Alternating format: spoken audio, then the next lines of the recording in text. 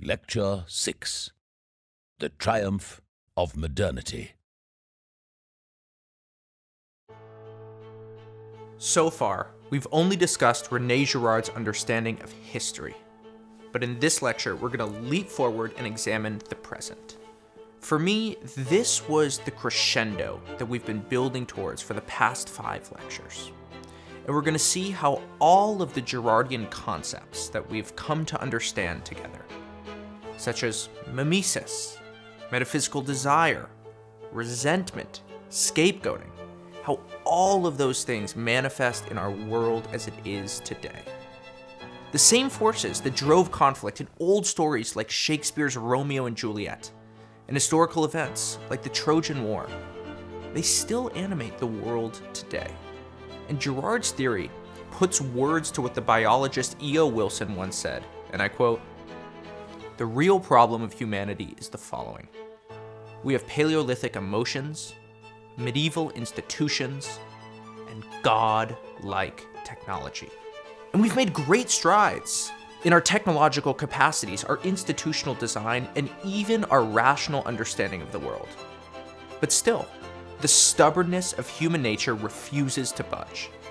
And with that tension in mind, let's dive into Girard's understanding of modernity."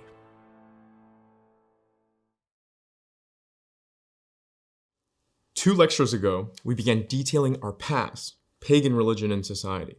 Last lecture, we discussed the rupture, Christianity. In this lecture, we're going to discuss the present, modernity.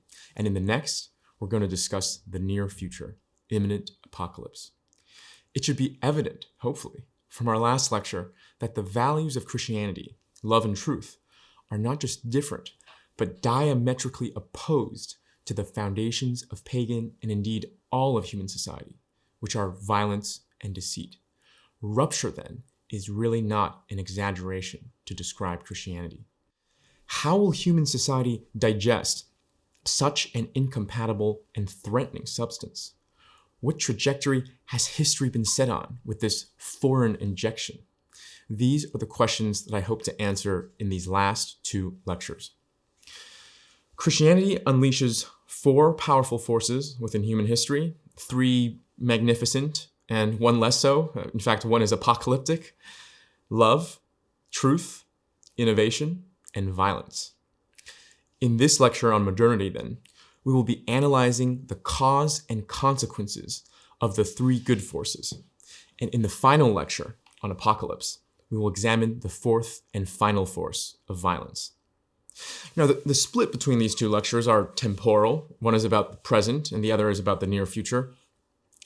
But I also encourage you to understand the split between these 2 lectures as both examining modernity, but from radically different lenses.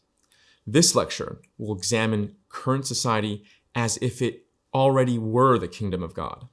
The next lecture will examine current society as if it were still a pagan society. In the next lecture, by examining our current society as if it were still a pagan society, needing scapegoats and myths and lies and deceit, we're going to understand how the Christian message has fundamentally altered the mechanisms of violence.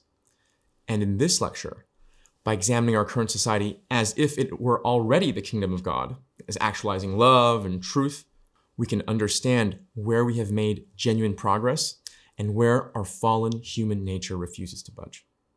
But before we delve into these 3 forces, let me give you an idea of the trajectory of history that the Christian rupture has set us on. For millennia, human society operated on a cyclical time whose cycles were demarcated by founding murders. Right? Societies would first descend into chaos. This was mimetic contagion. A scapegoat would be arbitrarily chosen to inherit all the blame and expelled, often meaning killed. And this founding murder would bring back a peace so miraculous that people attributed the saving force to the victim, the now dead victim, deifying it, paradoxically. And of course, both the scapegoating and the deification are equally deceitful. The victim neither had the power to cause or end the chaos. It's all a psychological projection by the crowd, grounded on nothing but unanimity. Myths, then, would be created out of this real foundational event.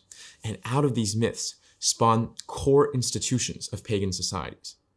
Prohibitions prevented violence, and rituals acted as a release valve for violence. But as any ideology or worldly order, these myths, alongside their institutions, would start to lose their prestige over time. The moral paradigm would lose its force, and as society descended again into chaos, this whole process had to begin anew, a chaos founding murder, deification, myth-making ad infinitum. This fourfold process is called the scapegoat mechanism, and for Girard was deeply, deeply ambivalent. It's a combination of both ultimate evil and worldly good. Sacrifice one for all. Limit freedom of the parts for the stability of the whole. It used violence and lies to establish worldly order.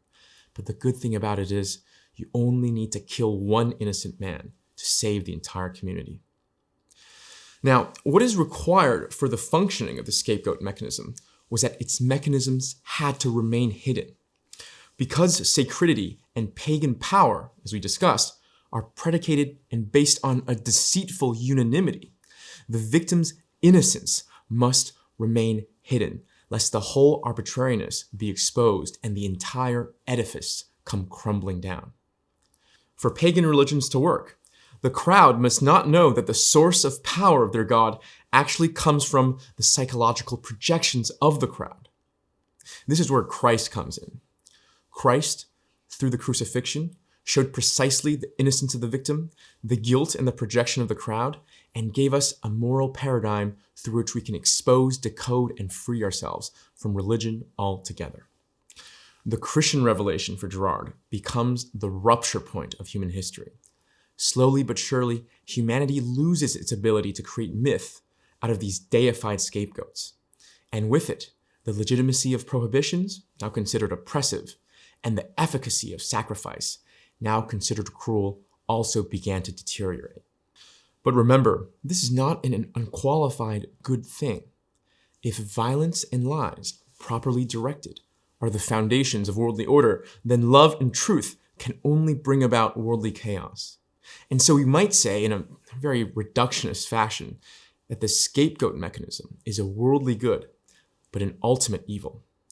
Whereas Christ and Christ's revelation is ultimately good, but brings forth worldly chaos.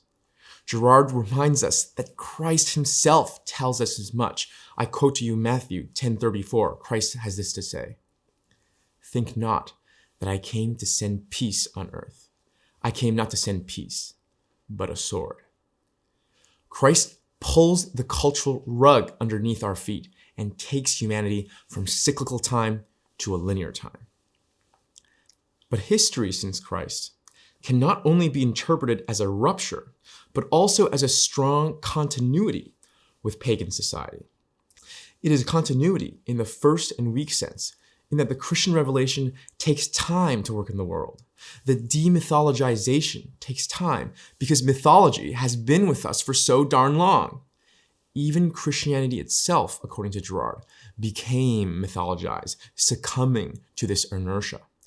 The past 2,000 years has been a gradually waning off of religion for the human race. But it is a continuity in a deeper and much more interesting sense, because the building blocks of human nature have not changed.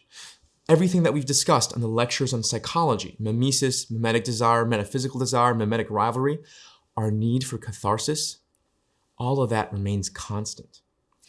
To put it succinctly then, what has ruptured is our social historical conditions. Culture is fundamentally different. We protect victims now, whereas they used to be persecuted. We value truth now, whereas we used to believe dogmatically. But what is continuous then are the people within those cultures, their yearnings and capacities, their psychology and needs, and the key interplay between the break in culture and the continuity in psychology will be the hidden motor driving these two final lectures. If you consider that the cultural conditions we have been freed from are in some sense natural to the human condition, in the sense that we naturally create religion, we naturally scapegoat, and thus the conditions we are in now as unnatural, it is readily intelligible why so many problems of modernity take on the form of hypocrisy. persecution under the banner of protecting victims, rigid adherence to scientific dogmas under the guise of free intellectual exploration, or the most derivative of inventions packaged as the most radical innovations. The core problems of modernity that we will explore in this lecture take on the shape of hypocrisy because we live in a fundamentally Christian culture that identifies and tries to correct the flaws of our natural psychological tendencies, and as a result, has to go against those natural tendencies. It is this incompatibility, then, between our cultural ideals and our natural tendencies that leads to hypocrisy. We are no longer living in a cultural environment which we have evolved and adapted to. Yeah, I've always liked the line from the biologist E.O. Wilson, who says, "The real problem of humanity is the following. We have Paleolithic emotions, medieval institutions, and godlike technology." I think that quote is apt and getting to the point if we consider culture to be a type of technology, that we're really forcing ourselves to live up to these cultural ideals, which are some form of technology, that we really can't achieve. The metaphor, then, that I think best captures this radical break, as well as stubborn continuity, is the period when a rocket has launched but has not reached escape velocity. I think this analogy is apt, first, because such a rocket is clearly a radical break from when it was stationary, but it is also a continuity because it is still governed by the logic of gravity and still within the gravitational pull. The same, I think, can be said for the point of history we are in now. There's a clear radical break between our culture that protects victims and all the ones that have come before, which made them into scapegoats. But the stubborn gravitational pull of the human condition remains the same. We still need to persecute and find victims to blame. This analogy of the rocket, I think, is apt, second, because such a rocket can either reach orbit and be freed once and for all, or just be blown to smithereens. And for Girard, our future is just as binary: kingdom of God or violent apocalypse, with no in-between. Christianity sets us free, or perhaps just as aptly, exiles us from the comfort of circular time and sets us on a linear, accelerating path. The aim of these last two lectures, then, is to describe the forces within and the direction of this linearity. By thwarting the scapegoat mechanism, Christianity unleashes, again, four forces within history that slowly but surely take us to the modernity which we find ourselves today. As with all things Girard, these forces are deeply ambivalent. Within the Pandora's box, we have the good, love, truth, innovation, and the bad, violence, that are growing and have broken free all at the same time. What's more, even within these forces, Girard's analysis is ambivalent. Love often manifests as hypocrisy, truth becomes dogma, innovation degenerates into fashion, and even within violence, Girard sees a key motivational force that has brought forth the most enviable living conditions of man when channeled through capitalism. Let us use the rest of this lecture, then, to examine and reflect on the three good forces of modernity, beginning with love. The most laudable force that comes out of the Christian revelation and the destruction of pagan culture is love. This love stands in stark contrast to the Greek notion of eros. Eros is marked by two qualities. First, a fundamental concern for oneself rather than the object that is loved. And second, eros is limited often to a select group of individuals or objects. You know, what's coming to mind here is I wonder if romantic love is an example of both of these qualities. So let me explain what I mean. First, that romantic love is, as you're saying, clearly limited to one person. I mean, just think about how much in our modern world we prize monogamy in the modern West. But there's a second point here, that modern dating is often less about the other person as an end in themselves and more about using the other person actually as a means to look cool or to make you stand up and be proud and confident. But the problem with that is that you're not loving them for who they are, but you're loving them for what they do for you. And when that's the case, it kind of reminds me of buying clothes or something, where it's less about love. It's a transaction. I think that is a good modern example of eros. And I think your intuition is spot on there, that there's something perverse about eros because it's a concern for the other that really isn't a concern for the other. It's a concern for the self disguised as the concern for the other. That's a good way to put it.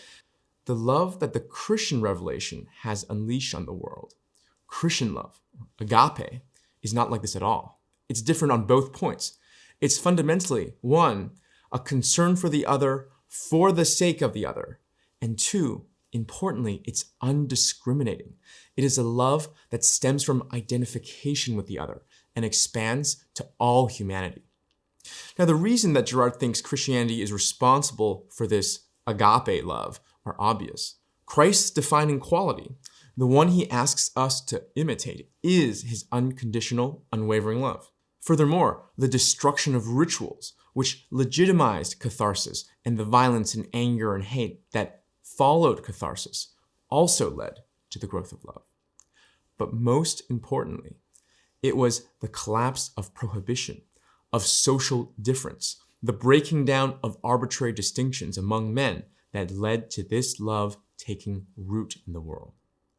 In societies that have been touched by Christianity, we are no longer primarily Brahmin or Shudra, man or woman, German or Italian.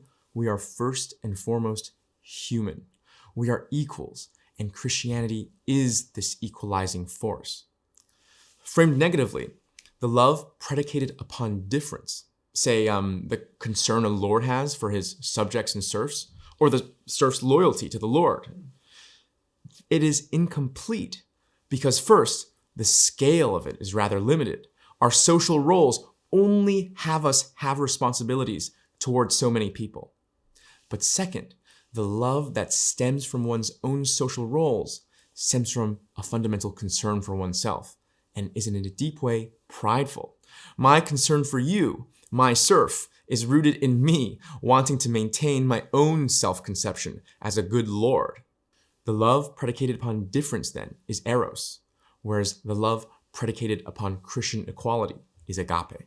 And so much of our society nowadays is underpinned by this Christian love and the unique Christian concern for the victim. What appear to be secular concepts, secular intuitions, secular institutions. Once we look under the hood, so to speak, we will find Christianity underneath. To what you're saying here, we live in a Christian society and we don't even know it. Take the idea of human rights. It's self-evident, right? And that's why it appears in the Declaration of Independence. That's the wrong way to think about it. The idea of human rights, it's downstream of the idea of imago Dei, which is the biblical idea that every person, no matter what they look like, is made in the image of God and therefore has inherent worth. So it's Christianity that inspires the famous line from the Declaration of Independence, which says, and you've heard this before, we hold these truths to be self-evident that all men are created equal. But the craziest thing is that the same secular people who dismiss Christian values, those are the same people who are the most passionate defenders of human rights. And what's funny about it is they're, in some sense, the most religious of all, and they don't even realize it. I think that's right, that most people don't realize the true source of where their ideas really stem from. But I don't think it's just concepts like equality and human rights that you've identified that's downstream Christianity. Take this phenomenon that I find quite curious. Adding big to anything in our society automatically makes it bad. Big tech, big pharma, big philanthropy. And I think this is another Christian concept. This goes to show how the Christian moral paradigm of protecting the victim, protecting the little guy, is so steeped into our culture. It's really everywhere. And Girard identifies so many different institutions as well as modern intuitions that are really Christian in essence. For example, he sees Christian love and the concern for the victim as operating in domestic institutions. Let me give you a quote. Since the high Middle Ages, all the great human institutions have evolved in the same direction. More humane private and public law, penal legislation, judicial practice, the rights of individuals. When viewed in terms of the large picture, this social and cultural evolution goes always in the same direction, towards the mitigation of punishment and greater protection for potential victims, end quote. But that's not it. Girard also sees this love as operating in foreign affairs. I quote again, when a catastrophe occurs at some spot on the globe, the nations that are well off feel obligated to send aid or to participate in rescue operations. You may say these gestures are more symbolic than real and reflect a concern for prestige, no doubt. But in what era before ours and under what skies has international mutual aid constituted a source of prestige for nations? There is just one rubric that gathers together everything I'm summarizing. In no particular order and without concern for completeness, it's this: the concern for victims, end quote. Even our refusal to declare our achievements, Girard believes, is an achievement of the Christian concern for the victim. This is how pervasive it is. Let me quote one more time. We can compare ancient societies to one another, but the global society now in the making is truly unique. Its superiority in every area is so overwhelming, so evident, that it is forbidden, paradoxically, to acknowledge the fact, especially in Europe. This prohibition stems from the fear of a return to tyrannical pride. It is also the fear of humiliating nations that don't belong to the privileged group. In other words, it is once again the concern for victims that dominates what it is permissible and impermissible to say, end quote. Hidden uneasily alongside Girard's anticipation of apocalypse, then, is a restrained but nonetheless fundamental affirmation of modernity that can easily be missed between Girard's dense lines on violence. As these passages show, Girard praises modernity wholeheartedly. He answers a resounding yes to the question, are we the best society that has ever been?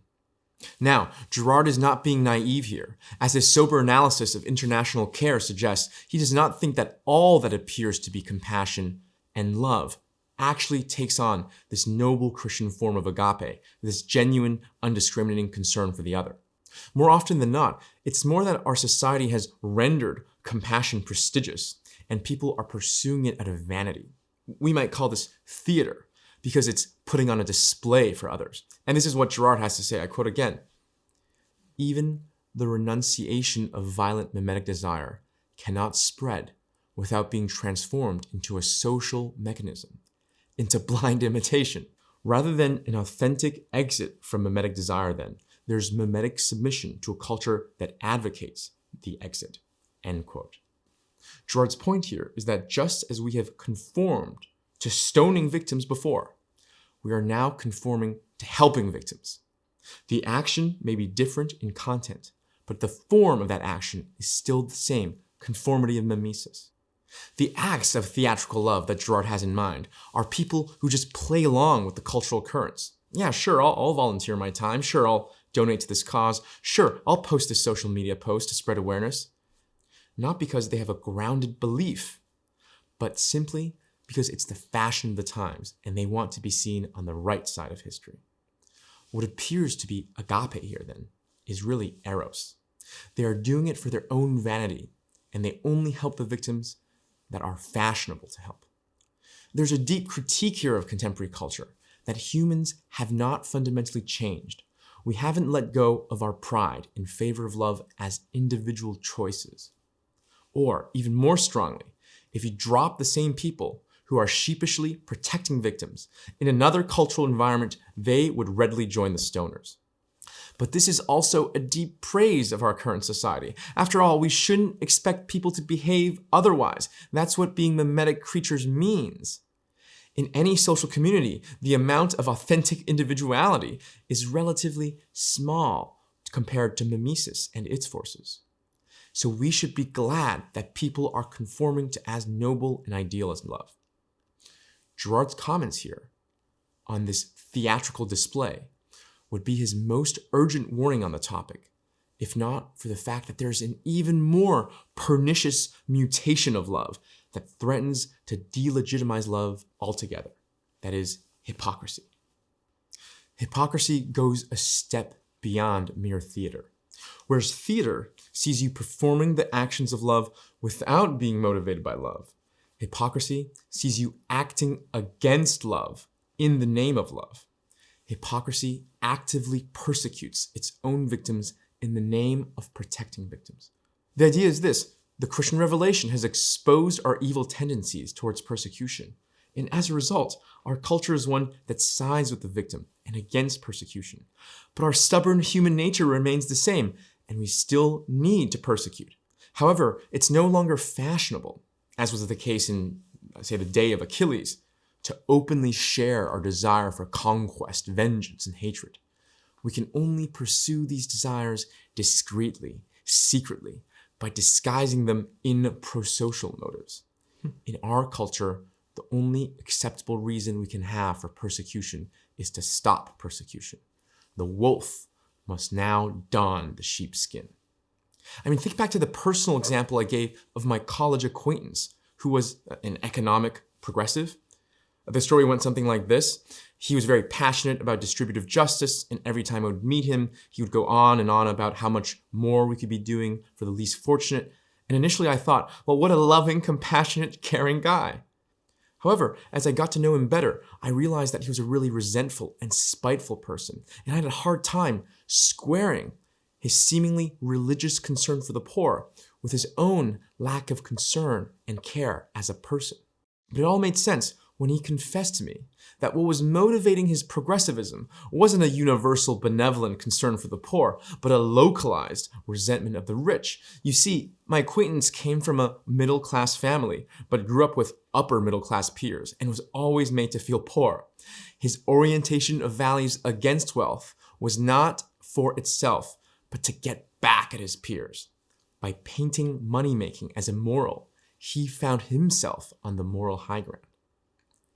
He wasn't concerned with economic victims that much at all, but in the culture we are in, the best way for him to attack his richer peers was to accuse them of victimization and economic exploitation. I think this quote from Girard captures the essence of the story that I've been trying to tell quite well. The victims most interesting to us are always those who allow us to condemn our neighbors. And our neighbors do the same. They always think about victims for whom they hold us responsible. End quote. On this front, Girard isn't convinced society has really changed that much at all, that we've really given up persecution.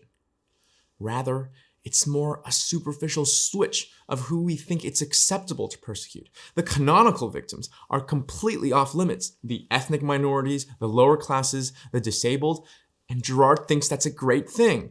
But we've simply flipped it on its head. Now we feel warranted, perhaps even compelled, to persecute all types of privilege, right? Whether it's white privilege, ableist privilege, whether it's class privilege or men's privilege. Girard has this to say: our society's obligatory compassion authorizes new forms of cruelty, end quote. And this cruelty is the first problem of hypocrisy, that it does exactly what it explicitly vows not to do, persecution.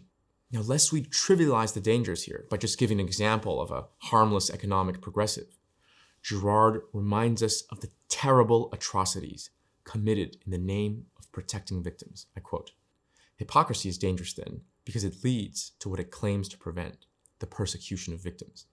Anyone familiar with the tragedies of the Soviet Union grounded on protection of the victimized proletariat should look at America's caught up in victimhood ideology with trembling fear. This other totalitarianism, this inquisition in the name of victims, is the form that arbitrary, unjustified violence takes place today, the persecution of persecutors," end quote. But there is an even more dangerous problem with hypocrisy, beyond doing explicitly what it vows not to do. And that's this: hypocrisy delegitimizes love from the inside and legitimizes, engenders the opposite, violence. Recall, in Girardian psychology, we hold intellectual positions, political positions, less for the positions themselves, but because of our relationships with the people who hold those positions. Reductively, if we feel an affinity towards them, then we are nudged to adopt their position, and if we feel disgusted or disdain towards them, then we are nudged away from their position. The problem is that people naturally feel repelled by hypocrites. So if most of the people who are espousing love are hypocrites, then love and concern for the victim itself would start losing its cultural prestige. Even though we may try to use our faculties of reason, it is very hard for people not to feel repulsed by the hypocrisy, by those like my college acquaintance, and pushed to the opposite side of the spectrum. But lest I trivialize what is at stake here, let's briefly turn to Hannah Arendt's Origins of Totalitarianism to see how hypocrisy engendered the Nazis. Now, one of the key questions that Arendt wants to answer in this book is how Germany, and most curiously of all, how the German intellectual elite could have so readily welcomed Nazism after espousing humanistic, compassionate, loving values for centuries. Arendt's explanation begins with the bourgeois of Germany, the capitalist elite of the time. Now, not unlike the woke capital of today, Arendt reasons that a double morality emerged within the bourgeois German elite of the early 20th century. There was a private morality of acquisition that stood in stark contradistinction with the publicly paraded humanitarian values of compassion, concern for the weak, tolerance that they paraded. In short, the bourgeois were hypocrites. And it was none other than this hypocrisy that first made the values they espoused so hollow.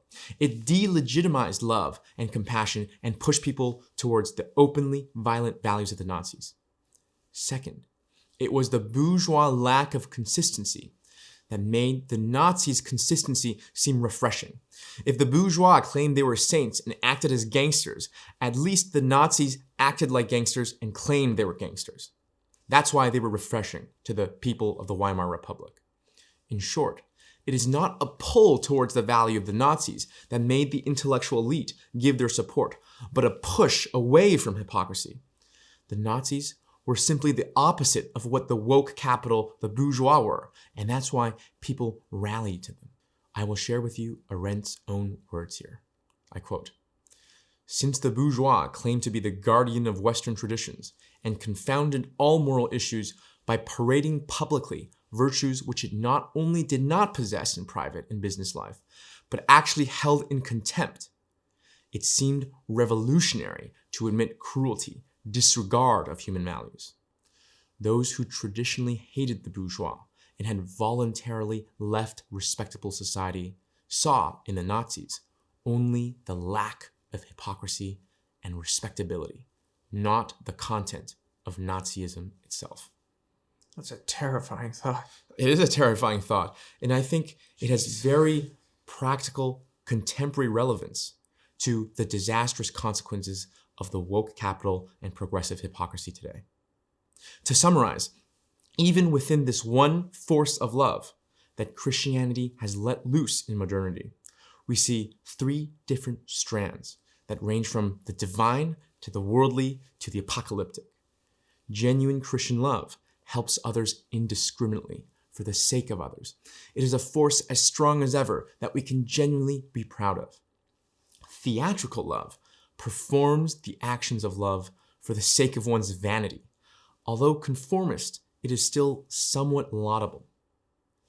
Hypocritical love acts against love in the name of love. Girard sees this form of hypocrisy rampant in our victim-obsessed society and is capable of delegitimizing love altogether as a cultural value and engendering its opposite, a reactionary killing of victims, as it had in the Weimar Republic. The second force that Christianity injects into history, which reaches its pinnacle in modernity, is truth. Like love, it is one of our great triumphs. In fact, these two forces, truth and love, as we'll soon see, are inseparable. What does Girard have in mind when he talks about the increase and proliferation of truth? There's too many things that I can bring up here. There are the countless victories of science, the mastery of travel on land, air, and sea. There's the victory over disease and starvation, the dispelling of illusions and myths. But I think Girard also has in mind the way reason has gained prestige. I mean, look around our world. Everything is, or at least claims to be, grounded on reason. Social political theories all gain legitimacy not through divine mandates or hereditary lineage, but appeal to reason. Our system of law is not based on a God's prohibitions, but claims at least to be the product of reason, however fallible. Reason also has not been as heavily praised or rewarded in industry than it has now in our knowledge economy. More so than almost any civilization, we appear to value knowledge more and believe in reason's ability to obtain it. Far are we from the Garden of Eden's prohibition against the tree of knowledge. Far are we from the intellectual humility of Job. Far are we from the lessons of Oedipus that knowing more can lead to disaster. So what caused this proliferation of truth, and who's responsible? Well, it should be no surprise that Girard's answer is Christianity. This may seem an implausible answer initially. Indeed, we often pit Christianity and reason, certainly science and Christianity, as against each other. Girard's answer here, then, is as interesting as it is counterintuitive. The first negative way that Christianity brought forth truth is that it dispelled myth. This should be a familiar idea at this point. Christianity exposes the deceitfulness of worldly foundations and begins to tear down prohibitions, rituals, and all pagan religions. And it is only when we cease to look for truth in myth does reason even have the fertile ground to bear the fruits of truth. After all, if something is already explained by a wildly prestigious myth that it's fatal for me to question, then reason will not even want to begin to question it. I think Girard's interlocutor sums up his views very nicely. I quote, "It is really Christianity that makes science possible by desacralizing the real, by freeing people from magical causalities. Once we stop seeing storms as being triggered by the machinations of the witch across the street, we start being able to study meteorological phenomenon scientifically." End quote. Girard tells us that the disappearance of religion is a Christian phenomenon par excellence, because Christianity was the original truth-seeking discipline that sought to dispel false religions. In this view, modernity's concern for truth is more Judaic than Athenian. In fact, Christianity not only foresaw, but in some sense, actively brought about its own demise, as the content of Christianity, the pursuit of truth, started to rebel against the religious form of Christianity. Science, then, for Girard, is the patricidal son of Christianity. Patricidal because it unjustly scapegoated Christianity, rejecting all of it, and not just the religious form. Son because science is a Christian discipline through and through, continuing the tradition that Christ began of accessing truth and dispelling myth. But there is a much stronger and positive reason that Christianity is responsible for the proliferation of truth, reason, and science beyond just the negative dispelling of myth and clearing the fertile ground, so to speak. And that reason is none other than love. Girard has this to say, I quote, "Love is at one and the same time the divine being and the basis of any real knowledge. The New Testament contains what amounts to a genuine epistemology of love." End quote. Girard is arguing for a strong causal relationship here, that love, the first force we described, is a necessary precondition for truth. But why is that? Why is love a necessary precondition for truth? We conceive of truth as a self-standing activity. Why does love, a relation of people, matter for truth? Well, when I frame it in that way, the Girardian answer is quite obvious. The relationship between person and object, say it with me here, really represents a relationship between person and person. This is one of the fundamental conclusions of mimesis. This is what it means that we're social creatures. In order for my relationships with other people to not mediate the truths I access, either positively or negatively, then I can't either hate nor unduly fetishize any single person. I mean, think about when the condition of love is not satisfied. Think back to my college acquaintance. He felt resentment for his rich peers, which mediated him into an economically progressive position. And think about German society. They didn't believe the Nazis' values were true, but they simply aligned towards them because they were resentful of the hypocritical bourgeois. Nazism was not the truth for German society any more than economic progressivism was for my acquaintance. In both cases, the truth has been distorted because of resentful mediation among people. And of course, this works in the positive direction too. If I overly fetishize someone, if they want to use Girardian language here, acquire their being, then I might subscribe to their positions even if I don't find them true. Christian love, as we discussed, is not possessive and deeply desirous, and it certainly isn't hate. It's neither a push nor pull from the self, because the self really isn't in the picture here. It is a concern of the other for the other, which means that my own being, my own pride, my own self-conception falls by the wayside. When I love someone in this Christian way, it is a dissolution of myself, which takes away the strength of metaphysical desire. And when we do this in an indiscriminate way, when we learn to love all, we become freed from mediation, and we are free to pursue truth, whether that means our genuine desires or objective scientific inquiry. I hope this helps us make sense of Girard's quote. Christian love is the place of objectivity then, because it is the only type of relationship where the self is not in view, and where the relationship between self and other are in harmony. In love, we are not overly resentful or overly admiring of others, and thus are not mimetically pulled by them. This is all quite abstract, so let me give you a few examples. This is a story that I've shared before. I grew up idolizing entrepreneurs, the Steve Jobs of the world, and when I went to college, I felt like I had to drop out and start a company as soon as possible. So I did that. At my freshman spring, I dropped out, raised a small round, and the company ended up crashing and burning out of vanity. And it's not that I didn't enjoy building companies, but the degree to which I desired it, and certainly the urgency which I felt like I had to achieve it, was disproportionate to my genuine desire. Dropping out was not my truth. Now, when I did go back to school, out of resentment for my peers who had dropped out and built successful companies, I went the complete other direction. Right? I rejected the worldly altogether, switching from CS to philosophy, going to a Buddhist monastery. For 3 years, I didn't do that much at all in industry out of resentment. Again, it's not that I didn't enjoy philosophy and Buddhism, but the degree to which I pursued it, and certainly the degree to which I renounced the world, was not genuine. This was not my truth either. In the first case, I was unduly fetishizing of entrepreneurs, and positive mimesis took me away from my truth. I should have just stayed in school and started working on side projects. In the second case, I was unduly resentful of entrepreneurs, and negative mimesis took me away from my truth. I should have continued to keep a pulse on developments in industry while I explored philosophy. The reason that I feel like I'm doing a bit better job now of balancing and finding my more authentic desires is because I resolved my deformed relationships. Before, when I met a philosopher or entrepreneur who was younger and more successful than I became both resentful and jealous. But now I can, to some degree, respect and affirm their life and wish them well, genuinely, without exaggerated admiration or envy.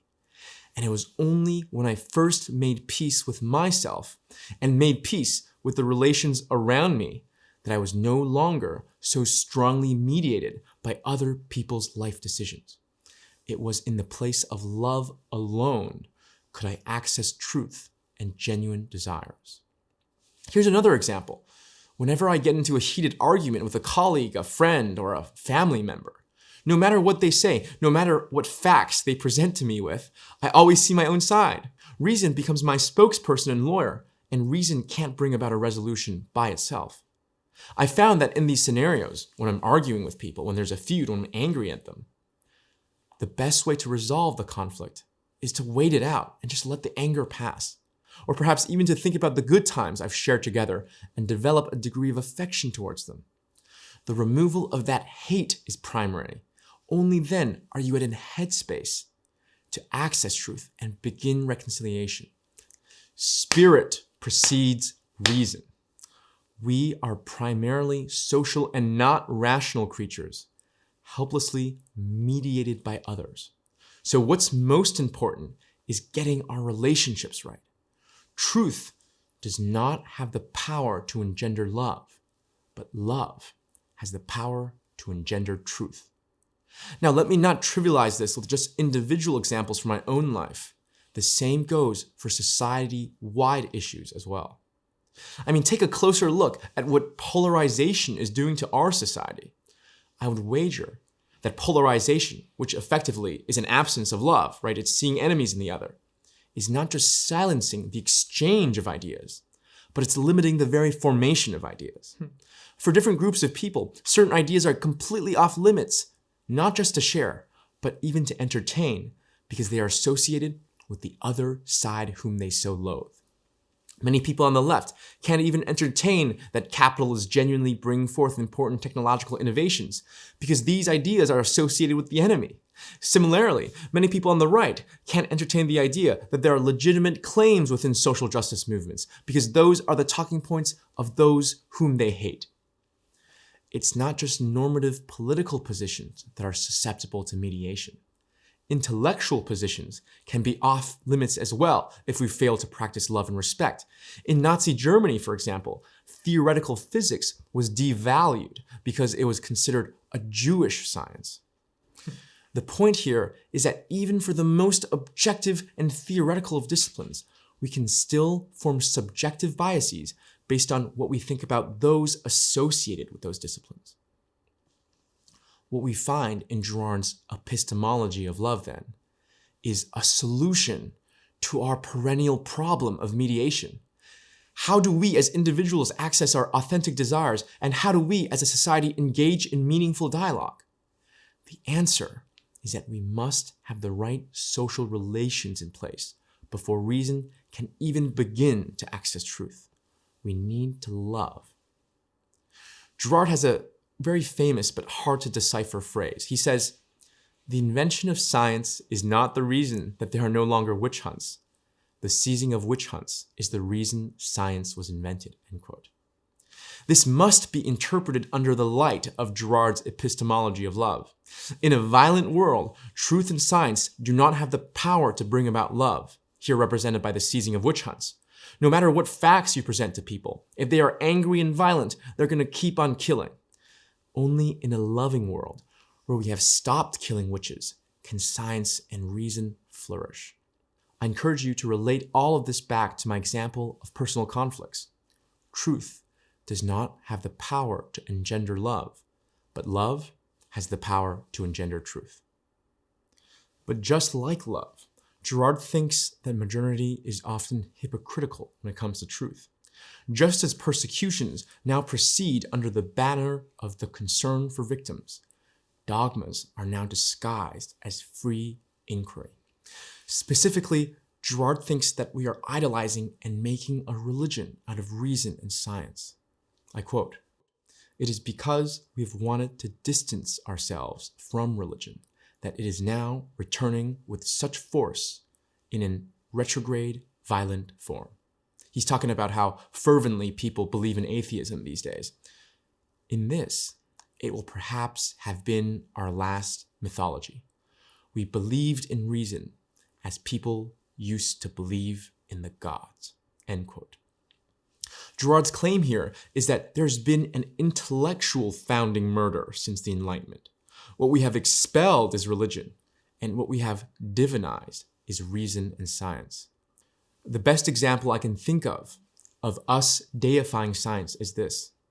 In the old days, scientific rational activities, geometry, astrology, music, all wanted to snuggle close to divinity. For example, think about how musical composers wanted to show that they were capturing the harmony of the heavens.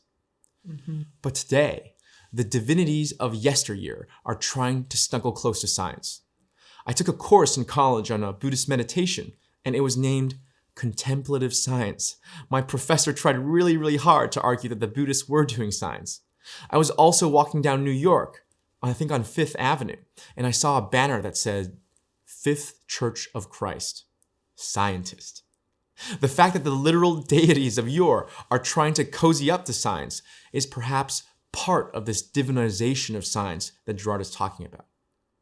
But what's the problem with reason and science gaining such an immense prestige? What's wrong with that? The first and most obvious problem is the one that we've been discussing for this entire lecture series. If we deify reason and attribute to it too much power in the human psyche, then we're designing society for what we want humans to be and not what they actually are. But that's not the only problem. Second, by being deified, science can become unquestionable and can justify terrifying political actions. In the same way that appealing to scripture or the edicts of the Catholic Church justified a terrible political actions on the prestige of Christianity, Girard is deeply worried that political agendas are now wrapping themselves up in a veneer of science to be equally unquestionable. Girard's worry is that science isn't independent from narratives and fashions, and thus is also susceptible to mimesis and all of its problems. It's not as objective as we think it to be. Here's the passage from an anthropologist, A.M. Hocart, that he always likes to bring up. I quote, "The first Gibraltar, a half-man, half-ape, skull was discovered in 1848. It passed quite unnoticed. The Origin of Species appeared in 1859. It wasn't until men had become thoroughly used to the idea of man's descent from an ape-like creature that the skull was brought out of its obscurity in order to become a link in the evidence. It wasn't the direct evidence of a man-ape that converted biologists. Rather, having been converted by comparative evidence, Darwin's narrative essentially, they set out to find direct evidence in order to confirm their deductions. It took 35 years of the Origin of Species to set them really looking. Then, Dubois went out to find the ape-like fossil and found it. Since then, discovery has succeeded discovery, and the illusion of direct evidence has taken possession of the minds of anthropologists." End quote. This is an incredibly damning story for Girard, because it shows that even if science can objectively assess the facts, that only gets us so far.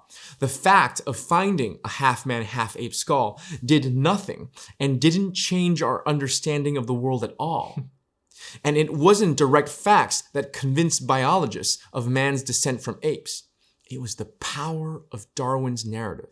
Now, a narrative that's grounded on tangential facts like the evolution of bird beaks, but not the direct evidence like humanoid skulls. Not unlike many Christians then, the biologists believed before they saw the direct facts. We need a theory to situate facts in. We need a narrative to convince us, and those narratives, even if they are checked by the facts, are incredibly susceptible to mimesis. This is why, even in the most objective of sciences, there are intellectual fashions. Your point about Darwin and Gibraltar reminds me of the Planck principle, which comes from the scientist Max Planck, who said that science doesn't progress because people change their minds, change their views, which is what most people think. But rather what happens is that each new generation of scientists, they have different views, different ways of seeing the world, different beliefs. And then as old generations die and pass away, new ideas are accepted because new scientists come into power. And then that changing of the guard is how scientific consensus changes. That's very interesting. And I think what both the Planck principle suggests, as well as the Gibraltar example from Girard, is that science is governed less by facts and rational agents changing their mind objectively as we are led to think, and that these interpersonal mechanisms of mimesis actually plays a much greater role, even in very objective science. I think so. But Girard has another concern for science that this Gibraltar example brings up. Even more damning for Girard. The Gibraltar example shows that science doesn't really truly have an objective command over those facts independently of narratives. Think about it like this. The first humanoid skull was ignored when the narrative wasn't there. And when the narrative was there, people began seeing them everywhere. I think it was Peter Thiel who had this line as an undergrad. If we look for oppression, we'll find it everywhere. But I think it's not just oppression.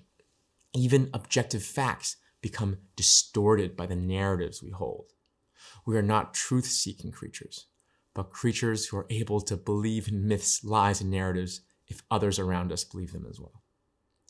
This is what worries Girard, that science, like reason, is quite impotent and turns out to be just as susceptible to narratives and mimesis.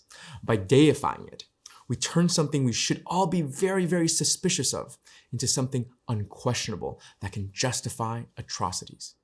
For example, the terrible eugenics movements of the 20th century was draped with the veneer of science. Eugenics was a tremendously popular and prestigious discipline. It wasn't a pseudoscience at all. It was supported by Nobel laureates like Herman Muller and political leaders like US President Theodore Roosevelt. There was even a chair for eugenics in University College London. Not only was the discipline of eugenics grounded on the most prestigious of sciences of the day, not the least of which being Darwin's theory of evolution, but some of the most important developments of statistics flowed out of eugenics research. The fathers of eugenics, many of whom prestigious professors at UCL, invented the correlation coefficient, significance tests, to better measure populational differences in the same way that Newton had invented calculus to better understand physics. So hopefully you can see Girard's point here. What is really a political agenda is dressed up in science. Indeed, the facts are that there does exist populational differences between races. But what people chose to do with those facts, that is really narrative dressed up in science. Perhaps what is more damning for Girard then is that we didn't stop eugenics because of a scientific victory, because we defeated it on the fields of facts. We stopped because the narrative of eugenics had lost its prestige by being so closely associated with the Nazis. In fact, much of the same science continued under a different guise. Britain's Annals of Eugenics was renamed Annals of Human Genetics. American Eugenics Society became the Society for the Study of Social Biology, and the magazine Eugenics Quarterly was renamed to Social Biology. Let me be crystal clear here. Girard is not a eugenicist. In fact, the opposite. He is terrified of eugenics and showing us the dangers of deifying science. Eugenics, unfortunately, does not stand alone in disastrous narratives disguised as science. History is littered with examples of scientific hubris, ranging from the comical to the disastrous. Think about Malthus in the 18th century, reasoning that living standards would go back to subsistence because population grows geometrically, while food increases arithmetically. Think about the 1970s, where there was an entire wave of a ridiculous, dubious climate science championed by the Times, the New York Review, Columbia, Brown. They were all publishing articles on an inevitable ice age. Here's another example. In January 1970, Life reported, and I quote, "Scientists have solid experimental and theoretical evidence to support the following predictions. In a decade, urban dwellers will have to wear gas masks to survive air pollution. By 1985, air pollution will have reduced the amount of sunlight reaching Earth by 1/2. End quote. In many of these examples, it's not that the science was bad. People weren't faking numbers, but that the science and facts are extremely limited and open to a whole host of narrative interpretations. The reason certain narratives get selected often has nothing to do with science at all. It has to do with mimesis, prestige, shock value, career advancement of the scientists, grants, political agendas. What is so hypocritical, Girard thinks, about our deification of science is that we disguise subjective opinions, public dogmas, mere narratives with the prestige of objectivity.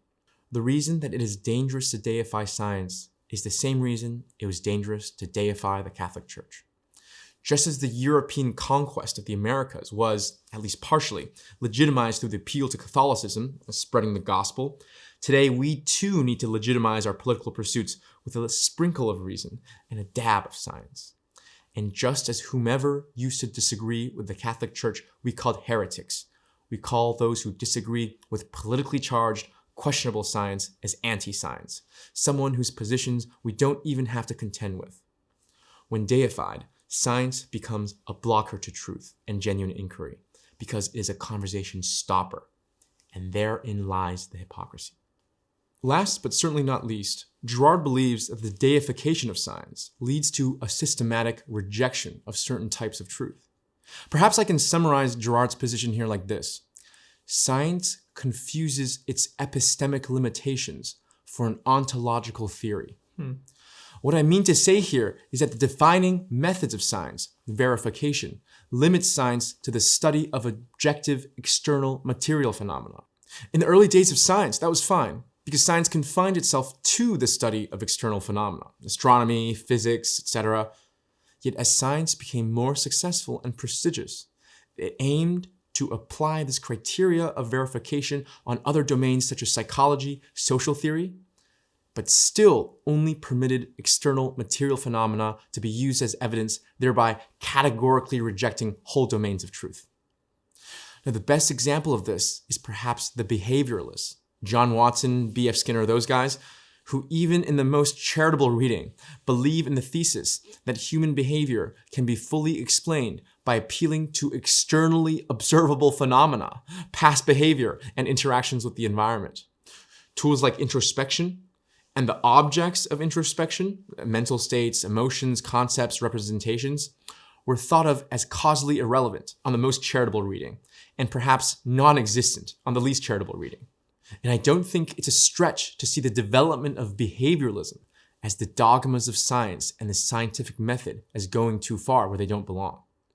When it comes to matters on the human condition, material external events are quite limited in how much they can explain. Introspection, intuition, subjective experience, and maybe even religious revelation, this is the one that Girard cares a lot about, are much more important. Yet these types of truths have all been deprioritized, if not excommunicated, in our scientific age. While the crude materialism of the behavioralists no longer represent the most sophisticated views in the academy, I think it has captured a large part of society. How many times have you heard this sentiment walking around Silicon Valley? Oh yeah, we're just a bunch of neurons firing. Oh yeah, we're just atoms squirting chemicals. This materialism is the default position for those educated in science. It certainly was for me. And I think, at the very least, it leads to a lot of nihilism and existential despair. Do you see now why I suggested we interpret Girard as saying that science confuses its epistemic limitations for an ontological theory? What began as external material is all that science can perceive, an epistemic limitation, became, with the behavioralists as the best example, external material is all that really matters. Not unlike the historical church, which had a monopoly on what sources counted as the most important truths, namely scripture, the Church of Science also has its dogmas on what types of truths it does and does not consider as legitimate. Now, maybe it's good that we don't consider religious revelation as serious truths anymore, but we also, as an entire society, stop taking the fruits of meditation, introspection, maybe even philosophical inquiry and subjective experience as seriously. We want charts and graphs, we want studies and numbers, we want opinion polls and measurements. We gave up the types of truths that matter most to humans in exchange for truths that can be reproduced, falsified, and verified. Girard's surprising conclusion here is that just as those who claim to fight for victims are the real persecutors of modernity, the staunchest rationalists and scientists are the most religious and dogmatic of all people in modernity. Now, let me be crystal clear. Girard thinks that the development of science and reason are great things with fantastic achievements we should all feel proud of. In fact, Girard himself tries very hard to convince us that what he is doing for anthropology is science, like what Darwin did for biology. The problem is simply that reason and science have been deified. They've gotten out of hand. And this deification leads us to design poor societies, be exposed to disastrous political narratives posing under the guise of science, and systematically ignoring whole categories of truth quintessential to human flourishing.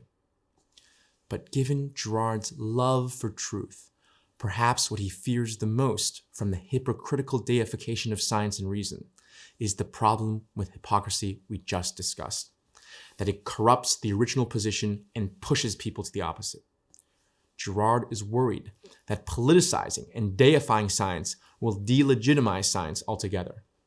Just as liberal hypocrisy spawned Nazism, perhaps Girard would attribute the rampant anti-intellectualism today as a response to the hypocritical parading of scientific dogmas over the heads of others.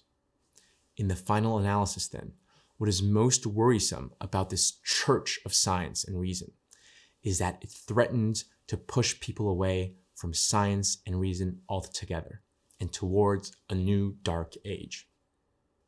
The third major force that gets introduced by Christianity is innovation, the creative ability for Genesis.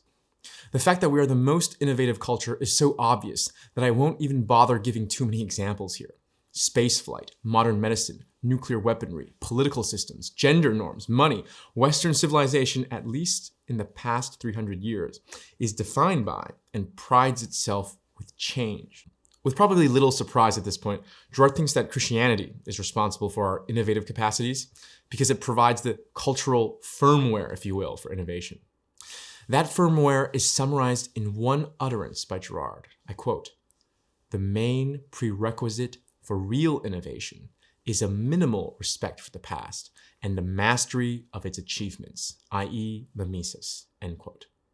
There are two key ideas captured in this one sentence. The first is captured in the word minimal, a minimal respect for the past. Girard is heating against an exaggerated worship of the past here.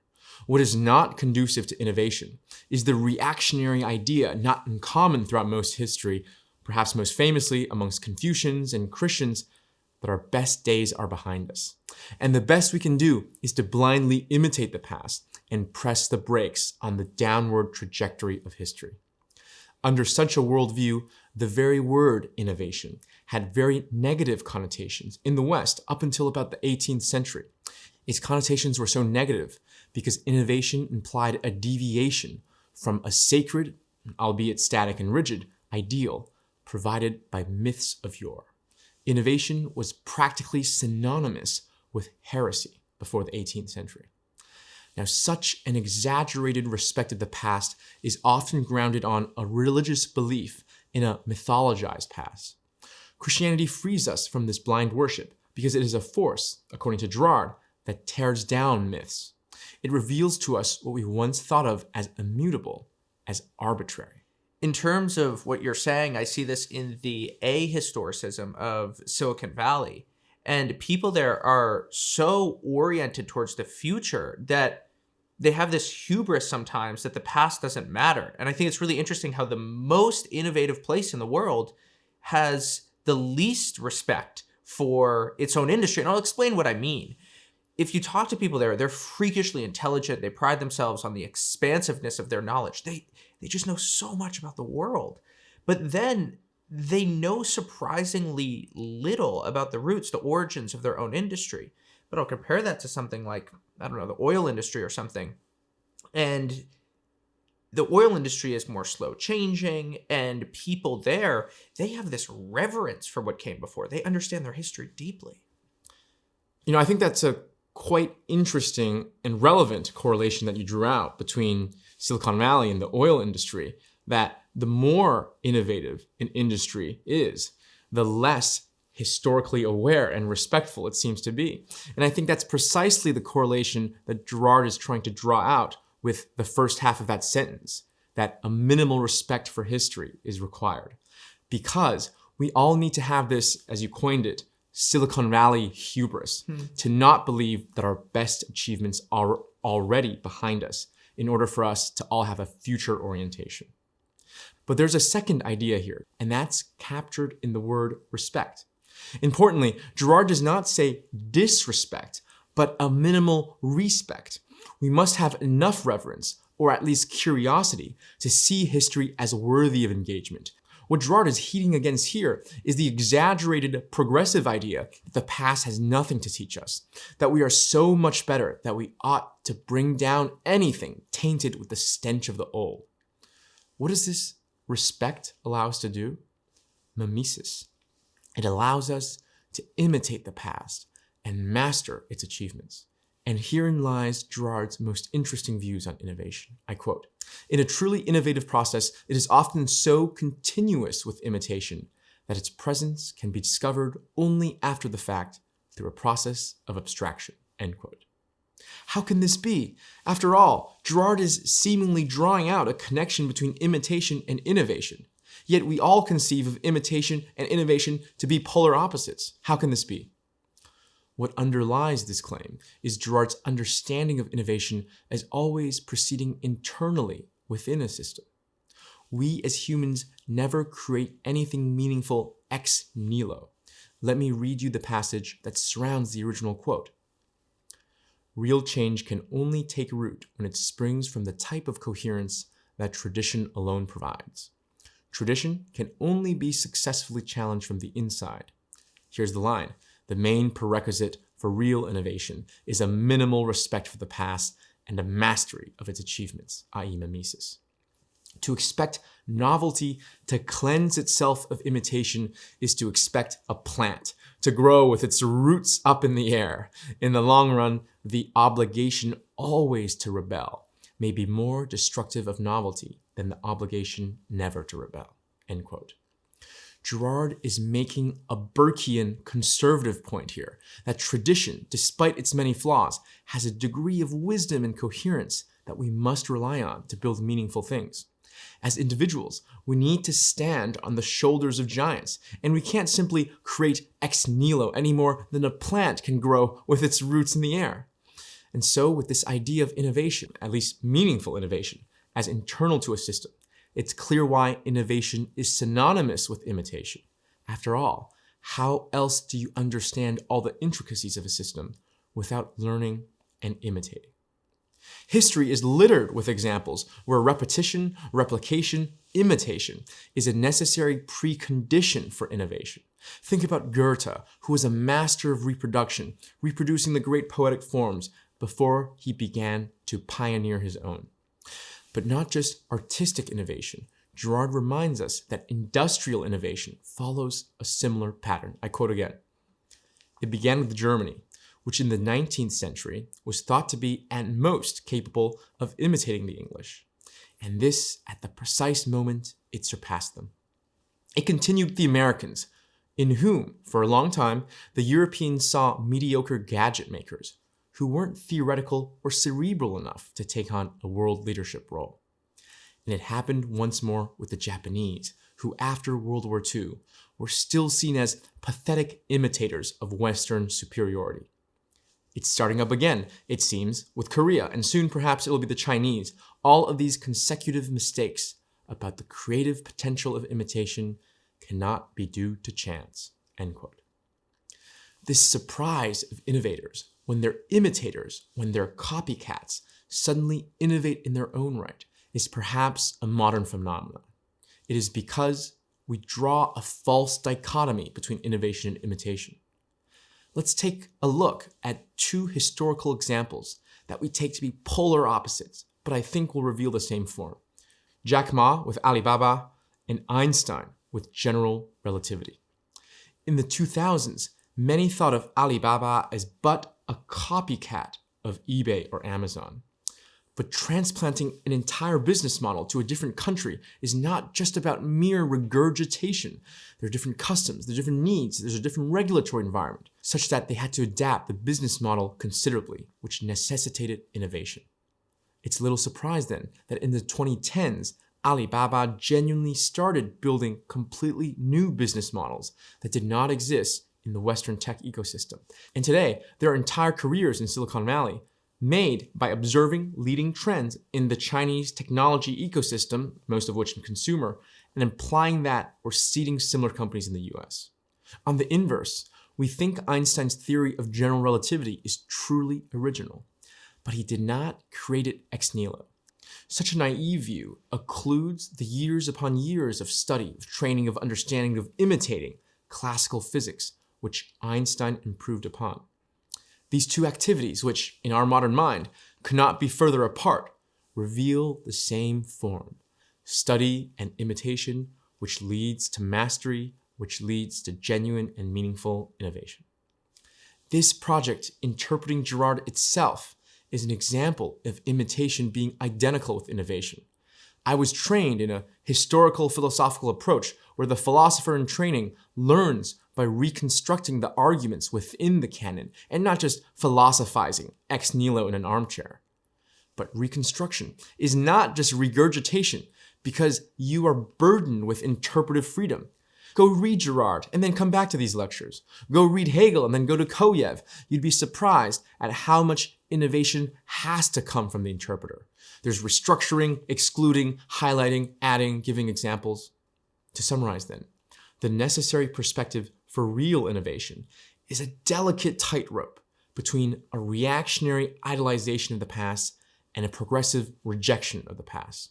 We need to revere it just enough to learn all of its secrets, but not so much that we don't feel licensed to make improvements. This delicate balancing act allows us to properly imitate those whom have come before us, and in mastering their achievements, become masters and innovators ourselves. No act of innovation can be entirely done from a vacuum, and thus must involve some degree of imitation. And no imitation can be adopted without being adapted, and thus must involve some degree of innovation. So how has innovation become perverted in modernity? The perversion takes on the form of hypocrisy. It's the same story over again.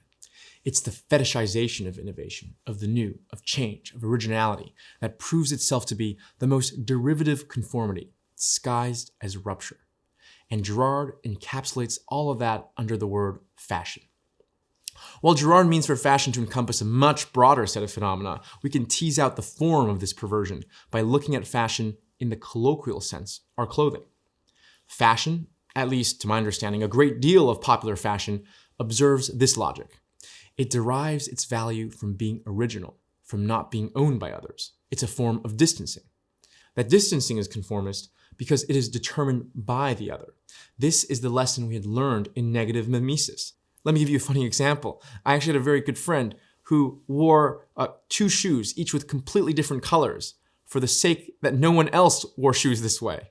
In some sense, this negative fashion is more arbitrary than pure conformity, as this example shows, because traditions such as wearing the same colored shoes usually exist for good reasons. And I think fashion is also conformist because many times the way we try to distance is exactly the same as others. Think about the example we talked about in American Psycho and the business card scene, where all the bankers wanted to differentiate themselves, but they did so in the same way, printing and getting very, very similar business cards. And I don't think this intuition is too far off from the logic of popular fashion. A new trend is arbitrarily set off by some influencers to differentiate themselves from the crowd. Everyone in the crowd slowly starts to converge onto the trend because they too want to be different. And that trend slowly starts to lose its value, and the whole cycle needs to start over all again.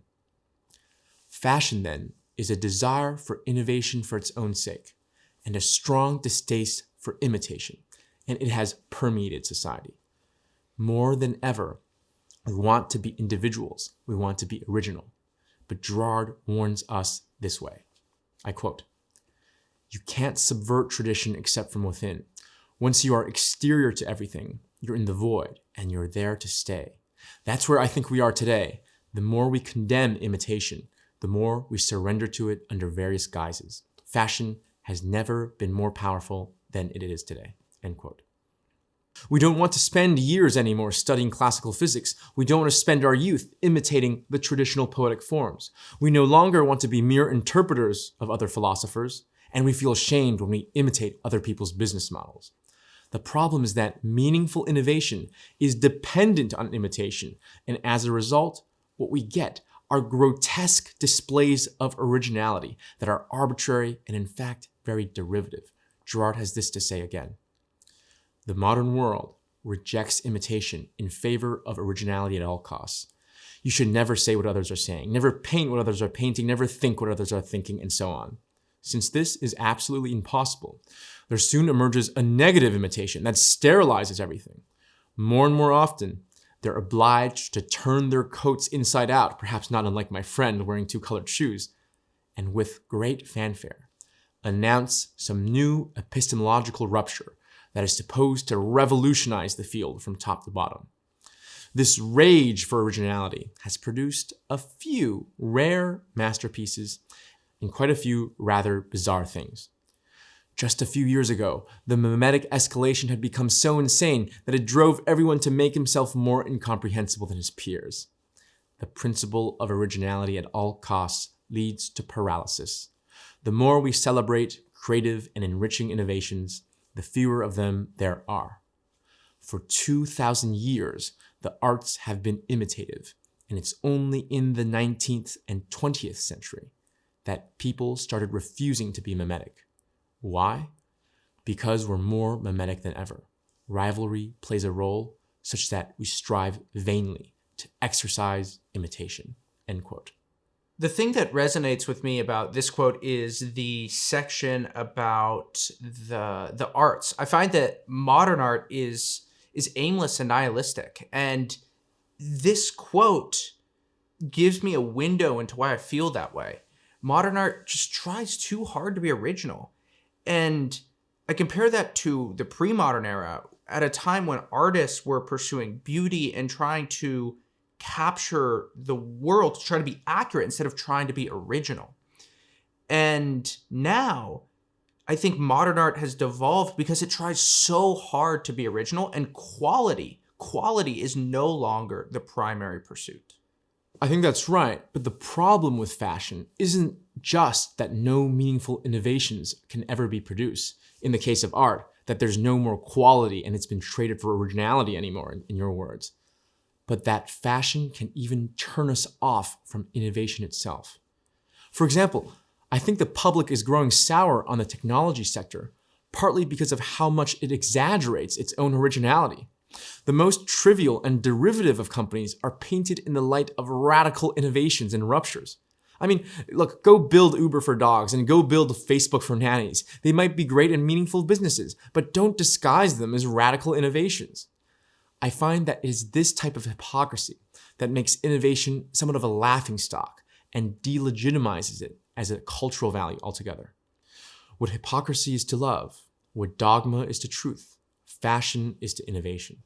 The perennial problem of all forms of hypocrisy is that it delegitimizes the position which it claims to champion. In summary then, even when describing the triumph of modernity, Girard's theory captures both our highs and our lows. What is so unique, exciting, praiseworthy, but also what is so perverse, hypocritical, and distasteful, and why the two are intimately conjoined. It is the forcefulness of love that makes our hypocrisy so unpalatable. It is the importance of truth that makes our dogmas all the more frustrating, and is the heights of innovation that makes our fashions all the more laughable. Think back to the rocket analogy. If love, truth, and innovation is the divine trajectory which Christianity has laid out for us, then hypocrisy, dogma, and fashion are consequences of the gravitational pull from corrupt human nature. But make no mistake, overall, Girard is a champion of all these positive forces we mentioned today, from the birth of science all the way to the expansion of global aid. Just as a good parent does not hold back unnecessary criticism, and Tocqueville, a self-identified ally of democracy, certainly did not mince words on democratic shortcomings. Girard's criticisms are so severe because he desperately wants modernity to succeed. Modernity, then, for Girard, is a legitimate triumph of man, despite the hypocrisies. We can embrace it wholeheartedly, even if we can't embrace the whole of it. Girard's achievement, I would argue, is his ability to make sense of, legitimize, speak with, and give advice across the entire political spectrum, from the progressives who affirms the direction of history to the reactionaries who want to bring back classical ideals, and just about everyone in between. To the progressives, Girard legitimates their championing of the key forces within modernity: the concern for victims, justice for all, science and the seeking of truth, innovation and all the technological advancements that have brought us here. However, Girard warns them to not fall prey to hypocrisy, to dogma, to fashion. For not only would they be committing the very mistakes they claim to avoid, they would be delegitimizing these positive forces within modernity and engendering the opposite. To the reactionaries, Girard sees them as primarily reacting against progressive hypocrisy. He is able to understand their distaste of modernity. After all, what is more disgusting than the championing of evil is championing evil under the banner of good. Girard warns reactionaries, however, to separate their dislike of hypocrites from the fundamentally good values that the hypocrites promote. Love, truth, innovation are praiseworthy, even if many who champion them today are not. Even the triumph of modernity is tainted with perversion, as our stubborn human nature rebels against the path Christianity has set for us. The careful listener will observe violence lurking in the shadows behind all three of these forces. The hypocrisy of love engenders and legitimates violence. Truth tears down the rituals that make for easy resolution and the prohibitions that have kept violence in check. And innovation arms violence with increasingly powerful means. Violence is the fourth and final force, and it will step out of the shadows and be the central topic of our next and final lecture. Alas, this triumph of modernity will show itself to be fragile and ephemeral indeed. The conclusion to Girard's theory will also be the conclusion to the story of mankind.